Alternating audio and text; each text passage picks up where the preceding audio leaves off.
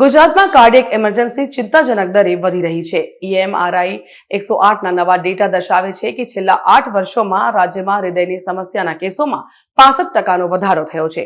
ડોક્ટરો કહે છે કે આ વલણ ચિંતાજનક છે, ખાસ કરીને હવે યુવાનોમાં હૃદયની સમસ્યાઓ વધુ જોવા મળી રહી છે।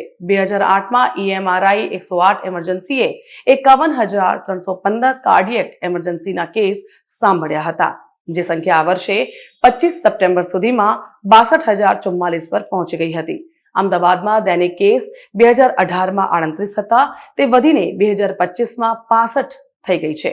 હૃદયના સ્વાસ્થ્ય વિશે જાગૃતિ ફેલાવવા માટે દર વર્ષે 29 સપ્ટેમ્બરે વર્લ્ડ હાર્ટ ડે ઉજવવામાં આવે છે। આ વર્ષની theme don't miss a bit છે, જે નિવારણ અને શરૂઆતથી ધ્યાન રાખવા પર ધ્યાન કેન્દ્રિત કરે છે। નિષ્ણાતો કહે છે કે ગુજરાતમાં કાર્ડિયક સમસ્યામાં જોવા મળતા વધારાને કારણે આવા અભિયાનોની જરૂર છે।